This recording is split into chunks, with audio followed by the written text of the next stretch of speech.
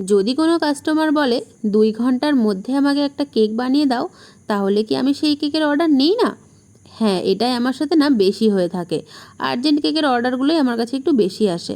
কারণ অনেকেরই হয়তো প্ল্যান থাকে না, হুট করে প্ল্যান হয়। এবার তাই বলে তো বারণ করা যায় না। আমি যদি পারি তাহলে আমি কেন নেব না? সেটাই হচ্ছে কথা। আর প্রত্যেকটা মুহূর্তকে সুন্দর করে তোলে তো এই কেকগুলোই না?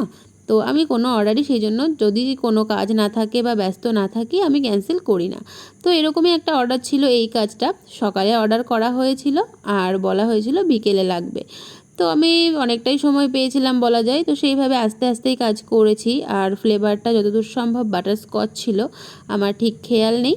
তো যেরকম আমাকে ডিজাইন দেওয়া হয়েছিল আমি ঠিক সেরকমটাই করার চেষ্টা করেছি। আর এই যে গ্রিন কালারটা, সত্যি কথা এইটা একটা আনতে আমার অনেক কষ্ট করতে হয়েছে। এই সেম কালারটা অনেক ক্রিম নষ্ট করেছি, কিন্তু লাস্ট পর্যন্ত যে এই কালারটা আমি আনতে পেরেছি, আর সত্যি বলতে এই কালারটা চোখে অনেক বেশি ভালো লাগছিল। মানে এত সুন্দর একটা গ্রিন কালার, মানে ভীষণ আইসুদিং লাগছিল সামনে থেকে। তোমরা আশা করি ভিডিওতে দেখে কিছুটা গেস করতে পারছো। আর তার সাথে এরকম নজেলের কাজ আমি খুব কম করি। আমার বেশিরভাগ সব ফ্লোরাল কেকের ডেকোরেশনটাই একটু বেশি হয়, এরকম নজেল ওয়ার্ক খুব কম হয়। কিন্তু বেশ ভালো লাগছিল। তোমাদের কেমন লাগছে তোমরা কিন্তু অবশ্যই কমেন্টে জানিও।